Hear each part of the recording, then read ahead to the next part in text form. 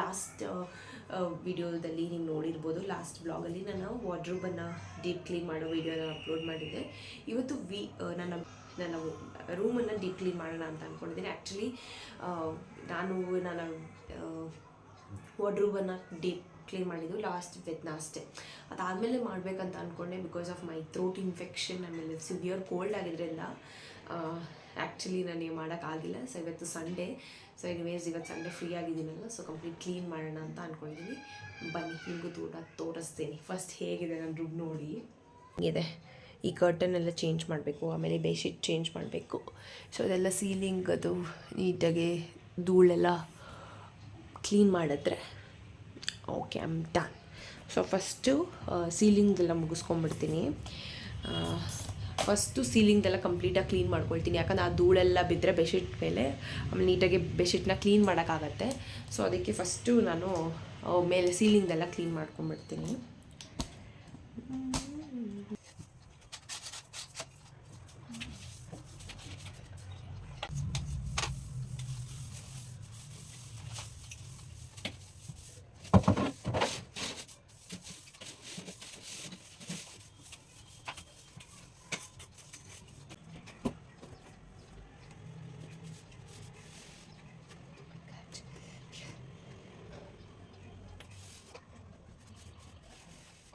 ಎಷ್ಟು ಧೂಳು ಕೂತಿದೆ ಅಂದರೆ ಓ ಮೈ ಗಾಡ್, ಅಷ್ಟು ಧೂಳು ಕೂತಿದೆ ನೋಡಿ. ಎಷ್ಟು ನಾನು ಆದಂಗೆಲ್ಲ ಕ್ಲೀನ್ ಮಾಡ್ತಾನೇ ಇರ್ತೀನಿ. ಆದರೂ ನೋಡಿ, you can see my dressing table. ಇಷ್ಟು ನಾನು ವಾರ ಇಡೀ ಕ್ಲೀನ್ ಮಾಡ್ತಾನೇ ಇರ್ತೀನಿ. ಅಟ್ಲೀಸ್ಟ್ ಏನೋ ಧೂಳಾದ್ರೂ ತೆಗಿತೀನಿ. ಬಟ್ ಆದ್ರೂ ಇದೊಂದು ಪಕ್ಕದ ಸೈಟು ಒಂದು ಖಾಲಿ ಇದೆ. That is also one of the reason ಇಷ್ಟು ಧೂಳು ಬರೋಕ್ಕೆ. ನೋಡಿ ಮೆಸ್ಸೆಲ್ಲ ಹಾಕಿದ್ದೀವಿ, ಆದರೂ ಅದು ಏನು ನಮಗೆ ಪ್ರಯೋಜನಕ್ಕೆ ಬರಲ್ಲ.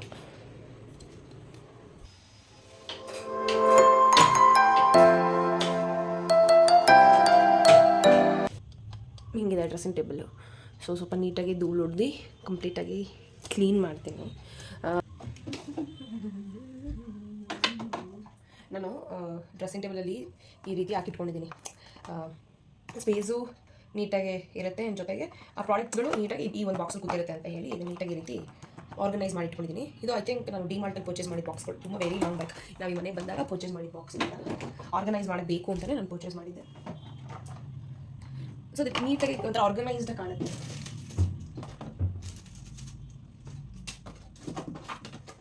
ಆಮೇಲೆ ಇದು ಅಷ್ಟೇ, ಇದೆಲ್ಲ ಹೋಟೆಲಲ್ಲಿ ನಾವೇನು ಆರ್ಡರ್ ಮಾಡಿರ್ತೀವಲ್ಲ ಆವಾಗ ಬಂದಿರೋ ಬಾಕ್ಸ್ಗಳೆಲ್ಲ ನಾನು ಈ ರೀತಿ ಕುಂಕುಮ ಹಾಕಿಟ್ಕೊಂಡಿದ್ದೆ. ಕುಂಕುಮ ಇವತ್ತಿಲ್ಲ ಅಥವಾ ಬಟ್ ನೀಟಾಗಿ ಕಾಣುತ್ತೆ, ಡೀಸೆಂಟಾಗಿ ನೀಟಾಗಿ ಕಾಣುತ್ತೆ. ಅದಕ್ಕೆ ಆ ರೀತಿ ಇಟ್ಕೊಂಡಿದ್ದೀನಿ. ಇದೆಲ್ಲ ನನ್ನ ಇಟ್ಕೊಂಡಿದ್ದೀನಿ. ಈ ಬಾಕ್ಸ್ ಬಂದು ನಾವು ಮುಂದೆ ಟೈಲರಿಂಗ್ ಮಿಷಿನಲ್ಲಿ ಹೊಸ್ದಾಗಿ ತೊಗೊಂಡಾಗ ಅದೇ ಸ್ವಲ್ಪ ಅದರದ್ದು ಐಟಮ್ಸ್ಗಳೆಲ್ಲ ಹಾಕಿಟ್ಕೊಳ್ಳೋಕೆ ಕೊಟ್ಟಿರ್ತಾರಲ್ಲ. ಸೊ ನಾನು ಇದನ್ನು ಕಂಪ್ಲೀಟ್ ಪರ್ಫ್ಯೂಮ್ಸ್ಗಳನ್ನ ಇಟ್ಕೊಂಡಿದ್ದೀನಿ.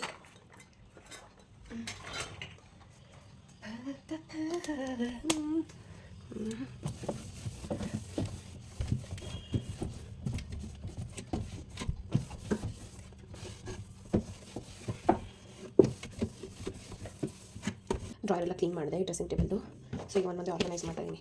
ಇದು ಸ್ಟ್ರೈಟ್ನರು, ಸುಮ್ಮನೆ ಲೋಕಲ್ ಬ್ರ್ಯಾಂಡ್ ಅದು. ಇದು ನನಗೆ ಇದು ಯೂಸ್ ಮಾಡಬೇಕನ್ನೋದು ಐಡಿಯಾ ಇಲ್ಲ. ಸುಮ್ಮನೆ ಜಸ್ಟ್ ದಟ್ ಸುಮ್ಮನೆ ಇಟ್ಕೊಂಡಿದ್ದೀನಿ. ಇನ್ಕಾರು ಇರಲಿ ಬೇಕಾಗುತ್ತೆ ಅಂತ ಹೇಳಿ ಅಷ್ಟೇ. ಆ್ಯಂಡ್ ಇದು ಅಂತೂ ಹೇಳಲೇಬೇಕಾಗಿರೋ ಒಂದಿದು ಹೇರ್ ಡ್ರೈಯರ್. ಈ ಹೇರ್ ಡ್ರೈಯರ್ನ ಐ ಥಿಂಕ್ ನಾನು 10th ಇರಬೇಕಾದ್ರೆ ತೊಗೊಂಡಿದ್ದಂಥ ಅದು ಮಿನಿ ಫಿಲಿಪ್ಸ್ ಕಂಪನಿದಿದ್ದು. ಈಗಲೂ ವರ್ಕ್ ಆಗ್ತಾಯಿದೆ, ಈಗಲೂ ಅಷ್ಟೇ ಚೆನ್ನಾಗಿ ವರ್ಕ್ ಆಗ್ತಾಯಿದೆ. ಗೊತ್ತಾಯಿತು ಆವಾಗ ಅರೌಂಡ್ 1000 ಏನೋ ಇತ್ತು ಅನ್ಸುತ್ತೆ. ನಾನು ಹೈಸ್ಕೂಲಲ್ಲಿ ಹೋಗಿ ತೊಗೊಂಡಿದ್ದು. ಈಗಲೂ ಚೆನ್ನಾಗಿ ವರ್ಕ್ ಆಗ್ತಾಯಿದೆ. ಯೂಶಲಿ ನಾನು ತುಂಬ ಡ್ರೈಯರ್ ಏನು ಯೂಸ್ ಮಾಡಲ್ಲ ನಾವು ಯಾರು. ಬಟ್ ಯಾವಾಗಾದ್ರೂ ರೈನಿ ಸೀಸನ್ ಅಥವಾ ವಿಂಟರ್ ಸೀಸನ್ ಮಾತ್ರ ಯೂಸ್ ಮಾಡ್ಕೊಳ್ತೀವಿ ಅಷ್ಟೇ.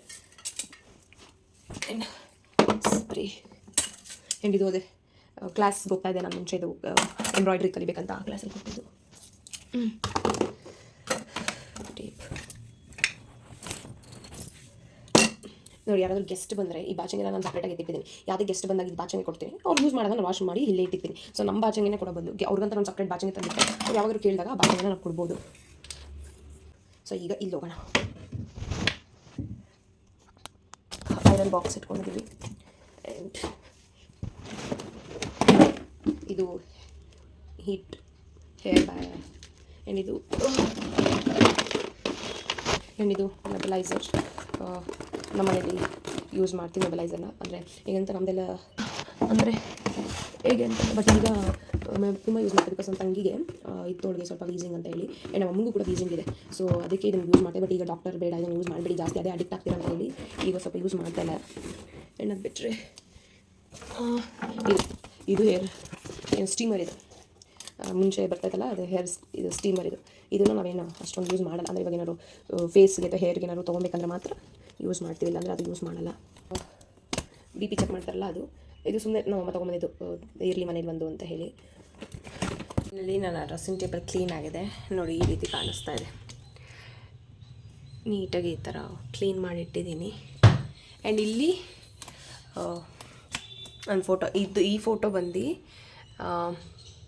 ನನ್ನ ಫಸ್ಟ್ ಇಯರ್ ಬರ್ಡೇ ಫೋಟೋ. ಇದು ನಾವು ಫೋಟೋ ಸ್ಟುಡಿಯೋಗೆ ಹೋಗಿ ಫಸ್ಟ್ ತೆಗೆಸ್ಕೊಂಬಂದಿದ್ದಂಥ ಫೋಟೋ. ಆ್ಯಂಡ್ ಇದು ನನ್ನ ಟ್ಯೂಷನ್ ಸ್ಟೂಡೆಂಟ್ ಕೊಟ್ಟಿರೋದು ಲಾಸ್ಟ್ ಇಯರ್ ಟೀಚರ್ಸ್ ಡೇಗೆ. ಆ್ಯಂಡ್ ಇದು ನನ್ನ ಫೋಟೋ, ನಾನೇ ಇದು ಕ್ಯಾಮ್ರಾ ಕ್ಲಿಕ್ ಮಾಡಿ ಈ ಫೋಟೋ ತುಂಬ ಚೆನ್ನಾಗಿ ಬಂತಂತ ಹೇಳಿ ನಾನೇ ಫ್ರೇಮ್ ಮಾಡಿ ಇಟ್ಕೊಂಡಿದ್ದೀನಿ.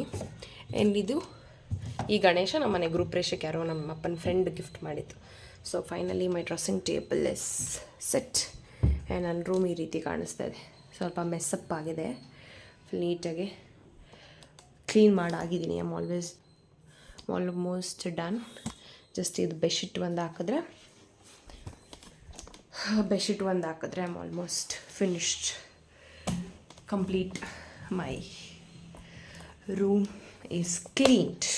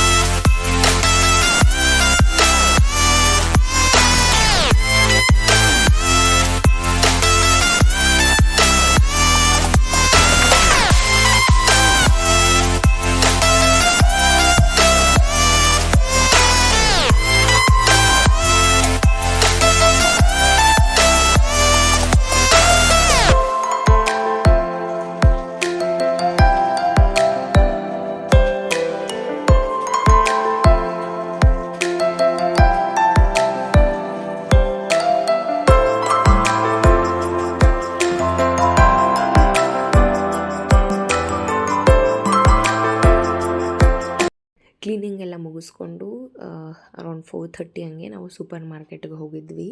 ನನ್ನ ತಂಗಿಗೆ ಸ್ವಲ್ಪ ಗ್ರಾಸರೀಸ್ ಬೇಕಾಗಿತ್ತು ಅವಳ ಕಾಲೇಜ್ಗಂತ. ನನ್ನ ತಂಗಿ ಓದ್ತಾ ಇರೋದು ಬಂದು ನ್ಯೂಟ್ರಿಷನಿಸ್ಟ್ ಆ್ಯಂಡ್ ಡಯಟಿಕ್ಸ್ ಅವಳು ಓದ್ತಾ ಇರೋದು. ಸೊ ಅವಳಿಗೆ ಕ್ಲಾಸಲ್ಲಿ ಡೆಮೋ ಇದೆ 1 ವೀಕ್ ಪೂರ್ತಿ. ಯಾರೋ ಬಂದು ಯಾವ್ಯಾವ ರೀತಿ ರೆಸಿಪೀಸ್ಗಳೆಲ್ಲ ಮಾಡಬೇಕು ಅಂತ ಹೇಳ್ಕೊಡ್ತಾರೆ ಅಂತ ಹೇಳಿದ್ಲು. ಆ್ಯಂಡ್ ಮನೆಗೂ ಸ್ವಲ್ಪ ಐಟಮ್ಸ್ ಬೇಕಾಗಿತ್ತು. ಸೊ ಅದಕ್ಕೋಸ್ಕರ ಸೂಪರ್ ಮಾರ್ಕೆಟ್ಗೆ ಹೋಗಿದ್ವಿ ಶಾಪ್ ಮಾಡೋಣ ಅಂತ. ಮಾರ್ಕೆಟಲ್ಲಿ ಯಾವ್ಯಾವ ರೀತಿ ಗ್ರಾಸರೀಸ್ ಬಂದಿದೆ ಅಂದರೆ ನೋಡೋಕ್ಕೆ 2 ಕಣ್ಣು ಸಾಲದು ಅಂತ ಅನಿಸುತ್ತೆ. ಇದೆಲ್ಲ ನಮ್ಗೆ ಮುಂಚೆ ಎಲ್ಲ ಇಷ್ಟು ಐಡಿಯಾ ಇರಲಿಲ್ಲ. ಬಟ್ ಯಾವಾಗ ನನ್ನ ತಂಗಿ ಇದನ್ನು ಫುಡ್ ರಿಲೇಟೆಡ್ ಓದೋಕ್ಕೆ ಶುರು ಮಾಡಿದಾದ್ಮೇಲೆ ಸುಮಾರು ನಮಗೆ ಯಾವ್ಯಾವ ಫುಡ್ಡು ಯಾವ್ಯಾವ ಐಟಮ್ಸ್ಗಳು ಮಾರ್ಕೆಟಲ್ಲಿ ಅವೈಲೇಬಲ್ ಇದೆ ಅಂತ ಆಮೇಲೆ ಅವಳು ಓದೋಕ್ಕೆ ಶುರು ಮಾಡಿದಾಗ ನಮಗೆ ಒಂದೇ ಗೊತ್ತಾಗ್ತಾ ಹೋಯಿತು.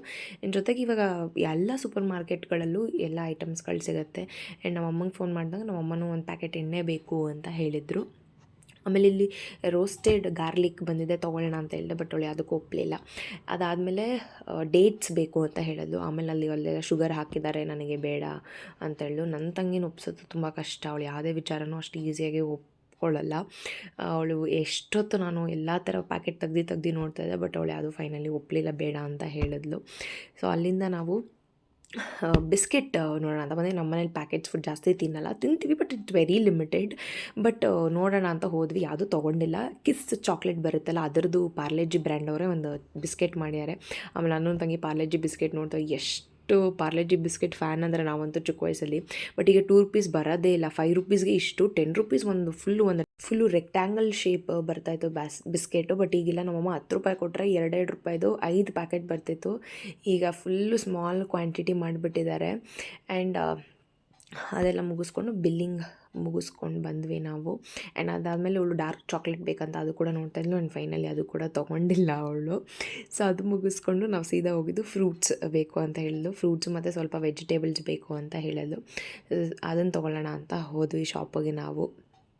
ಆಮೇಲೆ ಈಗ ಏನು ಸಮ್ಮರ್ ಕೂಡ ಸ್ಟಾರ್ಟ್ ಆಗಿರೋದ್ರಿಂದ ಮಾರ್ಕೆಟಲ್ಲಿ ಸುಮಾರು ವೆರೈಟೀಸ್ ಆಫ್ ಫ್ರೂಟ್ಸ್ಗಳು ಅವೈಲೇಬಲ್ ಇದೆ. ಆ್ಯಂಡ್ ಇದು ನಮ್ಮ ಮನೆ ಹತ್ರ ಇರೋದೊಂದು ಪಕ್ಕನೇ, ಅದು ಸೂಪರ್ ಮಾರ್ಕೆಟ್. ಆ್ಯಂಡ್ ಇದು ಅವರಿಬ್ಬರದ್ದು ಸೇಮ್ ಇದು. ಸೊ ಇಲ್ಲೂ ಕಂಪ್ಲೀಟ್ ನಿಮಗೆ ಒಳ್ಳೆ ವೆರೈಟೀಸ್ ಆಫ್ ಫ್ರೂಟ್ಸ್ ಸಿಗುತ್ತೆ. ಆ್ಯಂಡ್ ಮಾವಿನ ಹಣ್ಣು ಕೂಡ ಆಲ್ರೆಡಿ ಸಮ್ಮರ್ಗೆ ಬಂದಾಗಿದೆ. ಬಟ್ ನನಗೆ ರಾ ಮ್ಯಾಂಗೋ ಇಷ್ಟ. ನನಗೆ ಈ ಥರ ರೈಪ್ ಆಗಿರೋ ಹಣ್ಣಾಗಿರೋ ಮಾವಿನ ಹಣ್ಣು ನನಗೆ ಇಷ್ಟನೇ ಆಗೋಲ್ಲ. ಬಟ್ ನಮ್ಮ ಮನೇಲಿ ತಿಂತಾರೆ. ಸೊ ಅದಕ್ಕೆ ನಾವು ಯಾವುದೂ ಜಾಸ್ತಿ ತೊಗೊಳ್ಳಿಲ್ಲ, 2 ತೊಗೊಂಡ್ವಿ. ಜಸ್ಟ್ ನೋಡೋಣ ಟೇಸ್ಟ್ ಹೇಗಿದೆ ಅಂತ ಹೇಳಿ ಬಸ್ 2 ತೊಗೊಂಡ್ವಿ. ಅದಾದಮೇಲೆ ನನ್ನ ತಂಗಿ ಬ್ಲೂಬೆರಿ ತೊಗೊಳ್ಳೋಣ ಅಂತ ಹೇಳಿದ್ಲು. ನೋಡಿದ್ಲು, ಬಟ್ ನಾನು ಕಾಸ್ಟ್ಲಿ ಇದೆ ಬೇಡ ಅಂತ ಹೇಳಿದೆ. ಬಟ್ ನಾವು ಡ್ರೈ ಬ್ಲೂಬೆರಿ ತಿಂದಿದ್ವಿ. ಬಟ್ ಈ ಥರ ಟ್ರೈ ಮಾಡೋಣ ಹೇಗಿದೆ ಅಂತ ಹೇಳಿ ಆಲ್ಮೋಸ್ಟ್ ಆ ಪ್ಯಾಕೆಟ್ 200 ರೂಪೀಸ್. ಅದನ್ನು ಬೇಡ ಅಂತ ಹೇಳಿದ್ಲು, ಅವಳು ತೊಗೊಂಡ್ಲು. ಆಮೇಲೆ ಫ್ರೆಂಡಿಗೆ ಕಾಲ್ ಮಾಡಿದ್ಲು ಇನ್ನು ಯಾವ ಫ್ರೂಟ್ ಬೇಕಂತ. ಸ್ವಲ್ಪ ಪೈನಾಪಲ್ ಬೇಕು ಅಂತ ಹೇಳಿದ್ಲು. ಆ ಪೈನಾಪಲ್ನ ತೊಗೊಂಡ್ವಿ. ಈ ಫ್ರೂಟ್ಸ್ ಬೇರೆ ಫ್ರೂಟ್ಸ್ ಅಲ್ಲ, ನಮ್ಮ ಮನೆಗೆ ತೊಗೊಂಡ್ವಿ ಅಷ್ಟೇ. ಪೈನಾಪಲ್ ಮಾತ್ರ ಅವಳು ತೊಗೊಂಡಿದ್ದು.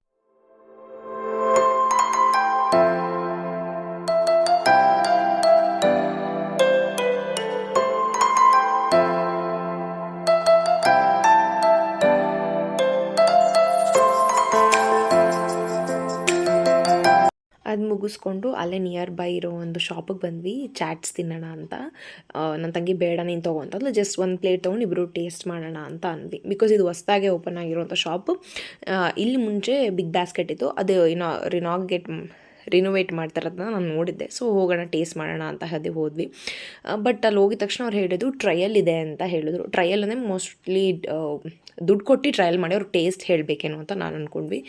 ಬಟ್ ಆಮೇಲೆ ನೋಡಿದ್ರೆ ನನ್ನ ತಂಗಿ ಹೋಗಿ ಕೂತ್ಕೊಂಡ್ಬಿಟ್ಲು, ನೀನೇ ಎಂಥವ್ರು ಒಂದು ಹೇಳು ನೋಡೋಣ ಅಂತ. ಆಮೇಲೆ ಅವ್ರು ಕೇಳಿದ ತಕ್ಷಣ ಇಲ್ಲ ಇದು ಫ್ರೀ, ನೀವು ಯಾವುದಾದ್ರೂ ತೊಗೊಳ್ಳಿ ಅಂತ ಹೇಳಿದ್ರು. ನೋಡಿದೆ ಚಾಟ್ ಪಾಟ್ ಅಂತ. ಆ ಎಕ್ಸೈಟ್ಮೆಂಟ್ ನಿಜವಾಗ್ಲೂ ನಂಗೆ ತಡೆಯೋಕ್ಕಾಗಿಲ್ಲ. ಮನೆಗೆ ಬಂದು ನಾವು ಅಮ್ಮಂಗೆ ನನ್ನ ತಂಗಿಗೆ ಹೇಳ್ತಾ ಇದ್ದೀನಿ ನಾನು ಅಷ್ಟು ಎಕ್ಸೈಟ್ಮೆಂಟಿಂದ. ಒಂದೇ ಒಂದು ಪ್ಲೇಟ್ ತೊಗೊಳ್ಳಂತ ಹೋಗಿದ್ದು. ಬಟ್ ಎಲ್ಲ ಫುಲ್ಲು ಕಂಪ್ಲೀಟ್ಲಿ ಫ್ರೀ, ನೀವು ಯಾವ ಥರ ತೊಗೊಂಡು ಟೇಸ್ಟ್ ಮಾಡಿ ನಮ್ಗೆ ರಿವ್ಯೂ ಹೇಳಿ ಅಂತ ಹೇಳಿದ್ರು. ನಾನು ನನ್ನ ತಂಗಿ ಒಂದು ಸ್ವಲ್ಪ ಐಟಮ್ ತೊಗೊಂಡ್ವಿ. ಒಂದು ಬಾದಾಮ್ ಮಿಲ್ಕ್, ಒಂದು 5-6 ಐಟಮ್ಸ್ಗಳು ಮಾತ್ರ ಇತ್ತು. ಬಾದಾಮ್ ಮಿಲ್ಕು, ಆಮೇಲೆ 1-3 ಚಾಟ್ಸನ್ನು ತೊಗೊಂಡ್ವಿ ಅಷ್ಟೇ. ತಿಂದ್ಬಿಟ್ಟು ಮನೆಗೆ ಬಂದು ಆ ಎಕ್ಸೈಟ್ಮೆಂಟಲ್ಲಿ ನಮಗೆ ನನ್ನ ತಂಗಿಗೆ ಹೇಳ್ತಾ ಇದ್ದೀನಿ ನಾನು ಹೆಂಗಿತ್ತು ಆ ಒಂದು ಎಕ್ಸ್ಪೀರಿಯೆನ್ಸ್ ಅಂತ. ಬಿಕಾಸ್ ಈ ಬೆಂಗಳೂರಲ್ಲಿ ಯಾವುದೂ ಕೂಡ ಫ್ರೀಯಾಗಿ ಸಿಗೋಲ್ಲ. ಅದೂ ಏನಂತಂದರೆ ಅವ್ರು ಏನು ಬನ್ನಿ ಅಂತ ಏನು ಕರೀತಲ್ಲ, ಜಸ್ಟ್ ನಾವೇ ಹೋಗಿ ನೋಡಿದ್ವಿ ಹೇಗಿದೆ, ಒಂದು ಪ್ಲೇಟ್ ಟೇಸ್ಟ್ ಮಾಡೋಣ ಬಿಕಾಸ್ ಹೊಸ್ದಾಗಿ ಓಪನ್ ಆಗಿದೆಯಲ್ಲ ನೋಡೋಣ ಅಂತ ಹೇಳಿ. ಬಟ್ ನಿಜವಾಗ್ಲೂ ಖುಷಿ ಆಯಿತು. ಆ್ಯಂಡ್ ಅವ್ರು ಓನರ್ ಆಚೆ ನಿಂತು ಅದು ಆ್ಯಕ್ಚುಲಿ ಅವರು ಅವ್ರ ಫ್ಯಾಮಿಲಿಗೆ ಇನ್ವೈಟ್ ಮಾಡಿದ್ರಂತೆ. ಫಸ್ಟ್ ಟೈಮ್ ಓಪನ್ ಮಾಡಿರೋದ್ರಿಂದ ಟೇಸ್ಟ್ ಮಾಡಿ ಹೇಳಿ ನಮ್ಮ ಫ್ಯಾಮಿಲಿ ಮೆಂಬರ್ಸ್ ಅಂತ. ಬಟ್ ಕಸ್ಟಮರ್ಸ್ ಬರೋಕ್ಕೆ ಶುರು ಆದಾಗ ಓಕೆ ಅವ್ರಿಗೂ ಫ್ರೀಯಾಗಿ ಕೊಡೋಣ ಅಂತ ಹೇಳಿ ಕೊಡ್ತಾಯಿದ್ದು. ಬಟ್ ಎಷ್ಟೊಂದು ಜನ ಸುಮಾರು ಟೇಸ್ಟ್ ಮಾಡ್ತಾಯಿದ್ರು. ಬಟ್ ನಮಗೆ ತುಂಬ ಖುಷಿ ಆಯಿತು. ನಾವು ಚಾಟ್ ಪಾಟ್ ಅಂತ ಹೋಗಿದ್ದಕ್ಕೆ ಅಲ್ಲಿ ಜಾಕ್ ಪಾಟ್ ಆಯಿತು ಅಂತ ನಾನು ನನ್ನ ತಂಗಿ ಖುಷಿಯಿಂದ ಬಂದ್ವಿ. ಈ ಬ್ಲಾಗ್ ನಿಮ್ಗೆ ಇಷ್ಟ ಆಗಿದೆ ಪ್ಲೀಸ್ ಲೈಕ್ ಮಾಡಿ ಹಾಗೂ ಸಬ್ಸ್ಕ್ರೈಬ್ ಮಾಡಿ ನೋಡಿ. See you next blog. Then take care.